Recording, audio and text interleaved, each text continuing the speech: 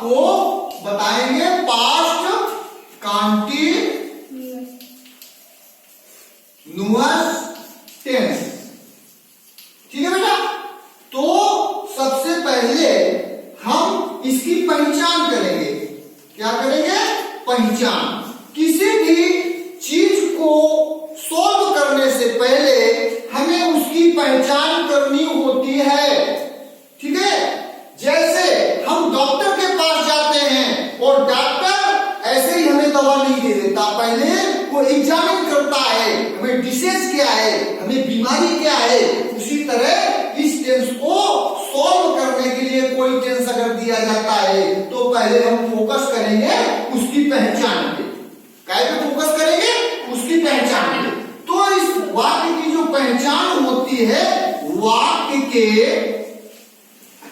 अंत में रहा था, रही थी और रहे थे, ये इस तरीके के वाक्य हैं। आगे बोलते जाओ। आगे कोई प्रॉब्लम नहीं है, प्रॉब्लम कोई नहीं है। अब हम दूसरा जो बिंदु है जिसमें हमें नोटिस करनी है वो है सहायक क्रिया। क्या है? सहायक क्रिया। सहायक क्रिया। सहायक क्रिया क्या है? तो इसकी सहायक क्रिया होती है वाज या वर।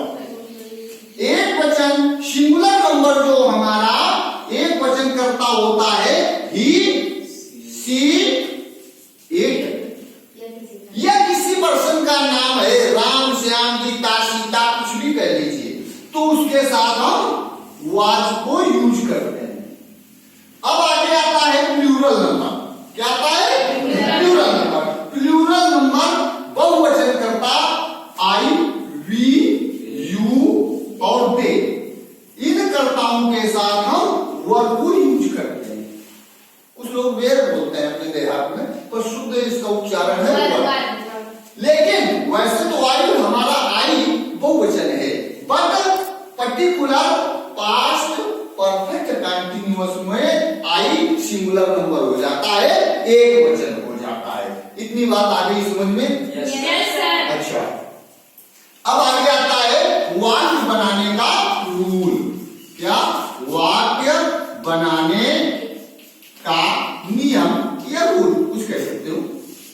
इसका अपना रूल होता है, सबसे पहले सब्जेक्ट कर्ता, फिर हेल्पिंग वर्ब सहायक क्रिया, फिर वर्ब में आईएनजी, फिर ऑब्जेक्ट कर्म और फिर हम आईएनजी और देन ऑब्जेक्ट। इतनी चीजें नेसेसरी है किसी भी टेंस को कंप्लीट करने के लिए।